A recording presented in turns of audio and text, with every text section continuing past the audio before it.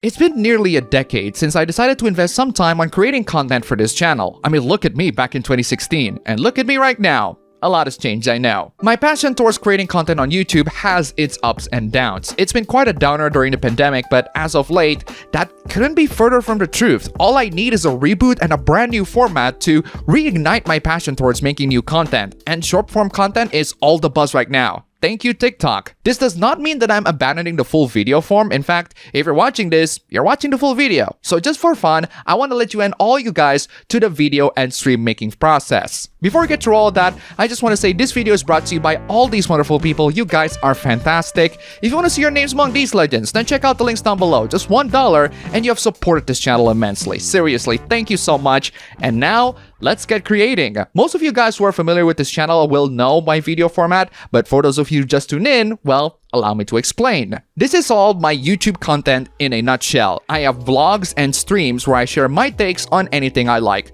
mostly drama on social media, or as I like to call them, HOOPLAS. And of course, you got this off Hoopla video, which hopefully I can produce more in the future. I usually make a primary video which can be split to several YouTube shorts scheduled to specific dates. This ensures that the channel remains active on a daily basis. Then you have my APB show stream channel. It's live every week at Saturday, 7 p.m. Eastern time. The first 2 hours is the Q&A session with the chat, and the rest is me covering all the hooplas of that week with my brother. Sometimes not with him because he tends to be busy. I also have a real life job as well beyond producing content every day because that's what happens to most YouTubers that don't get too big. They got a job in real life. And that's the overall look for the YouTube content that I produce. Since I produce mostly Hoopla videos on this channel, let's dive in more detail into the production. Let's start from the beginning. Gotta catch all the hooplas first. Catching all the hooplas is the first step of the hoopla video production. I think what's really interesting about my workflow is that me browsing social media catching hooplas is also part of my work. Browsing social media is literally a job for me. It's quite a privileged position, I know, but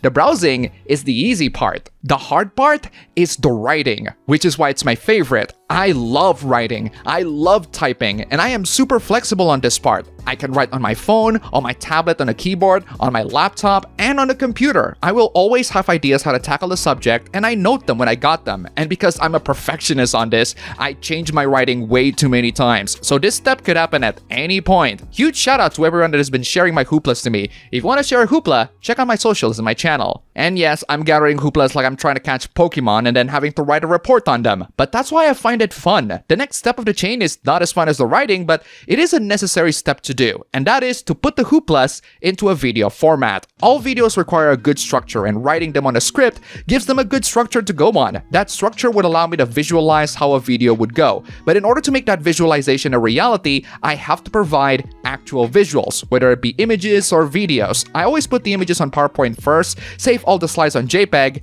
and then clean them up one by one. Since I'm producing a video with narration, I have to narrate and talk. I use a dynamic microphone, the Shure SM57. I have a condenser, but my neighbor has chickens that are so loud, even this microphone picks it up sometimes. So get a dynamic mic if you got a loud surrounding. I put them all together in Vegas Pro. I know that DaVinci Resolve is the buzz and it's a great software, but I'm faster with Vegas Pro, and time is money. Resolve is undoubtedly the better video editor, but Vegas is the fastest and most suitable with my workflow, especially the batch rendering feature. Love it. All we have to do is upload and schedule them.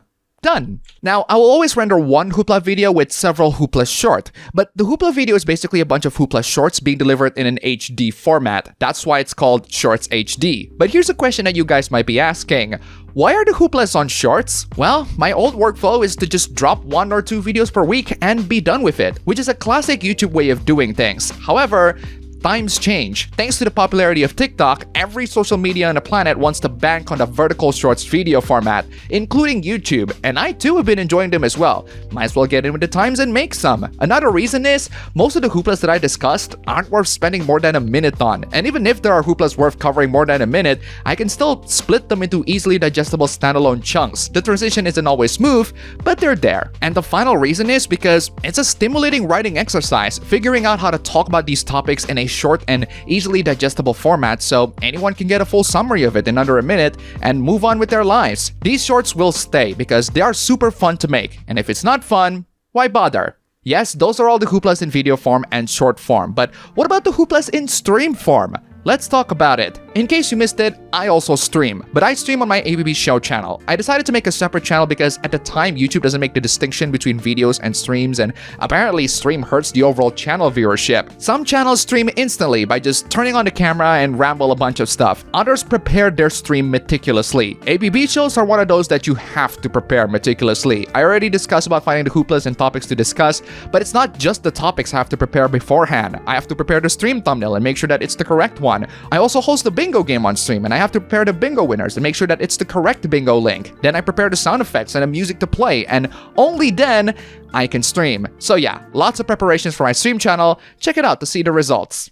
After preparing a stream on the stream channel, of course, I have to actually stream. So let's discuss about streaming the hooplas. My ABB show stream channel, link down below, go subscribe, is where I stream my hooplas. The streams typically go around 4 to 5 hours, which is pretty long, but it has the same structure every week. Q&A first 2 hours, intro, bingo winners, previously on the show, the weekly hooplas, and outro. Every single time. The streams are timestamped. I have a stopwatch system that allows me to arrange the timestamps faster, which means that you'll see the timestamps as soon as an hour after the stream ends. There are many benefits of watching my stream. First off, a lot of the hooplas that I talk about on videos are mostly going to be discussed on the stream first before I discuss them on a video or a short. Second, I swear a lot on stream. Not on videos because yellow dollar, but I don't care about swearing on stream because most of my stream income comes from donations. Stream elements link down below, please donate. And of course, sub to my stream channel. And that's pretty much all the process of all the content that I typically make on YouTube. Both the video making process and the streaming process aren't really that complicating if you ask me, but that's because I'm used to it by now and I've been producing these for years. So allow me to turn this unusual video back to me tackling stupid hooplas. And boy, thank you Hassan for putting this hoopla on a neat package for me to unpack just recently. Is being an online creator as hard as Hassan make it out to be? He said that the streaming process sucks your soul in a different way compared to a normal job. Personally, I find the prospect of streaming 9 hours plus a day